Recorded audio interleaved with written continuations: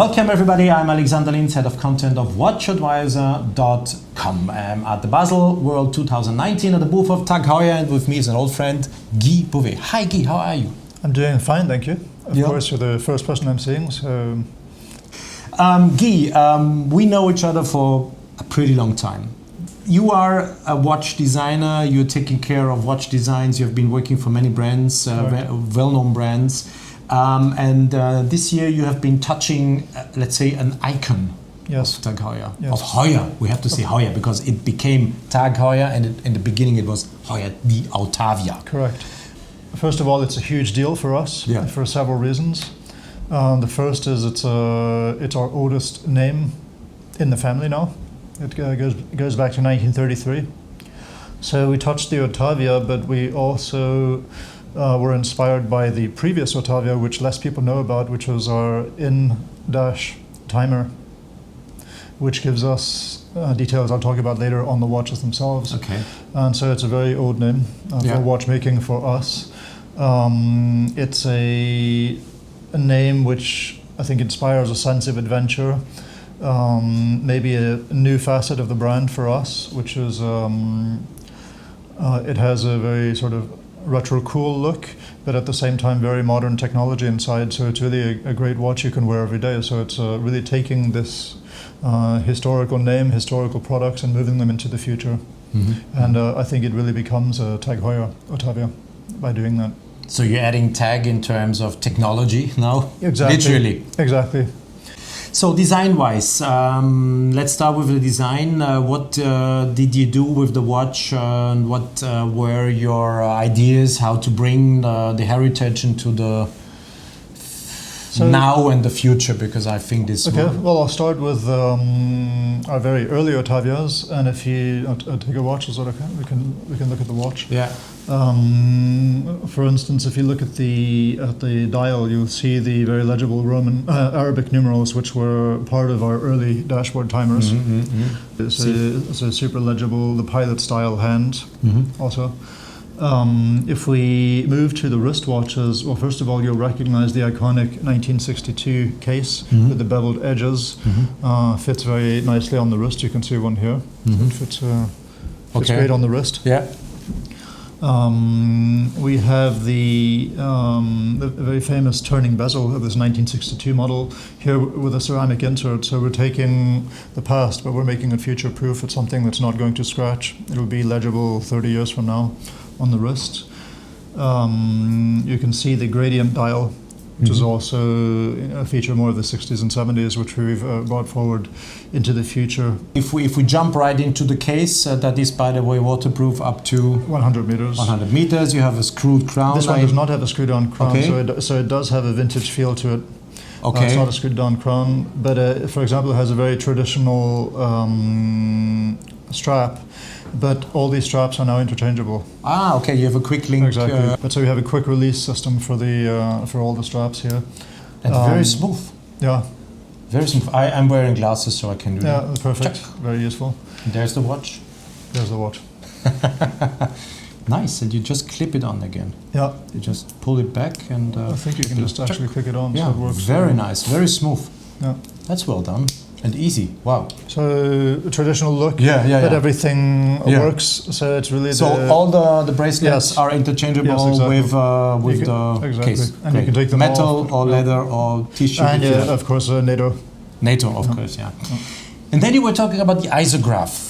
Exactly. So what is Isograph? Isograph, it's an entirely new technology. The first time in, I think, over 200 years. I forget when Huygens did the first escapement that's still in use today, but until today, they've always been metal-based hairsprings.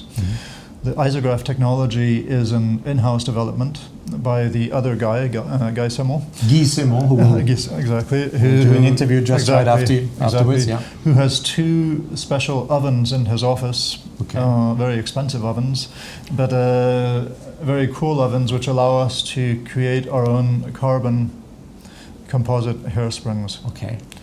And what that allows us to do is we take a balance wheel, and we take the frequency we want to achieve. So we have the mass of the balance wheel, we have the frequency we want to achieve, we have the space available in the movement, and we run those parameters through a computer simulator for hours and days and months until we have a perfect hairspring. Mm-hmm. It's a perfectly designed hairspring, designed first of all to beat concentrically. Mm-hmm. So it's beautiful when it moves. This concentricity makes it very regular. In case of shock or something, it's not, the spirals are not touching each other, so it keeps beating. It maintains its accuracy over, I think, 80 or 90% of the power reserve, mm-hmm. compared to more like 50 for a metallic hairspring. Because it's so designed that we can retain functional accuracy over almost the full length. It's anti-magnetic, I suppose. Of course, it's anti-magnetic. Yeah. It reacts extremely well to temperatures, so we have very tiny, mm-hmm. Minute variation under different temperatures. Again, it's shock and vibration resistant because it's extremely light. Mm-hmm. I think it's... So what you have been doing here in this case is you have been replacing on the movement you have been using. The basic movement is, can we name it? If you want to. Yeah, it's a Celita movement. And you have been taking out the escapement, the entire escapement, and replaced it with your in-house technology. Exactly. So basically, what we can do is take any base. Of course, we have our partners who we typically work with, and bring in to it this amazing new technology where the spirals are actually produced in Guy's office. Okay. And they're perfectly mated with the balance wheel. So we have something which where we essentially improve over long term the accuracy of our watches. On the dial is mentioned chronometer, so yes, it is an officially certified chronometer. Certified by the COSC. Yes. Very nice. Very good idea. And Guy, as we know, you're the brilliant guy to design, and the other Guy is the brilliant guy with the brain to invent such things. Two guys. One of the two geese. One of the two geese. That sounds a bit strange. Two geese, no? Yeah, two guys. Yeah. Anyway, Guy Simon and Guy Bove. But if exactly, we have to geese. And if you really start going into the detail, you'll notice we have our quite familiar Heuer applied indexes, but here they're actually inside the bezel. Mm-hmm. So it's a little highlight of color. It brings a more modern touch to the watch. And the numerals are made out of SLN blocks. Mm-hmm. So they have a lot of dimension by day, and at night they're super luminous. So the readability is very modern. It's scratch proof. It fits well on the wrist. You can change the straps at the click of a finger. Price-wise, where do we position? So we started 3,400 Swiss francs. Okay, with the steel bezel. In the steel bezel, okay. Yes. Ceramic bezel is an upgrade. 3,500. 500 Swiss francs, including Swiss tax. Francs, yes. Okay. And we go up to 4,200 for the bronze. Okay. For how much for? 4,200. And this is traditional bronze. Okay. So it will age. It will age strongly. We have a lot of customers looking for bronze that they can sort of experiment with, and this bronze will go all the way allow to them to exactly. Okay. So until the watch maybe takes over the color of the dial and gets in this case green. It could. In this case it might not. It might take on the color of this dial, but in any case, I see. Yes. So we have to bring it to the point. We have 1, 2, 3. Basically, we have 3. I would say basic structures, and structures, then we have meaning a steel version with a steel bezel. We have a steel version with a ceramic inlay on the bezel. We have a bronze version, a bronze case with a ceramic bezel, and these are the declinations you can either wear with a leather strap or a metal strap. A metal strap. Did I resume it correctly? Yes. Okay. Metal strap for the steel versions. Yeah. But it's interchangeable anyway. Exactly. So where you want to go. Exactly. If you want a steel strap on the bronze, you can do that. Yeah. En français, on dirait c'est moche. En français, on dirait c'est moche. Nice. Very nice. Very nice. Okay. You have done a good job, I think. And I assume these new Autavias, they will find their way to the wrists very quickly. By saying this, when will they come to the markets? So the steel versions will come in June. June? Yeah. The steel one with the steel bezel will be a little bit later, and these ones will be in September. Okay. The new Autavia. Thank you very much. You're welcome. Guy Bove, the designer. You are head of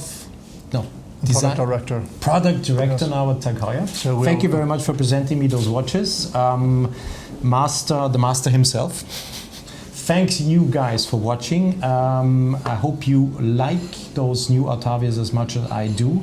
Honestly, I was surprised when I saw the watch the very first time, and I really like it. Thanks for watching, by the way. If you like what we're doing, don't forget to subscribe to our YouTube channel to like our videos. And if you have any questions, of course, use the comment section just here underneath and ask me. I will go back to you as quick as I can. And of course, please also consider to check out our Instagram account and Facebook account. And if you want to get into communication with us through those channels, feel free to do so. Bye-bye from Baselworld 2019 at Tag Heuer. And once again, my friends, thank you very much and congratulations. And thank you for visiting us and checking out the new Autavias. Yeah. First interview. Are you still relaxed? So far, so good. Okay, then we can go on. Bye, guys. Okay.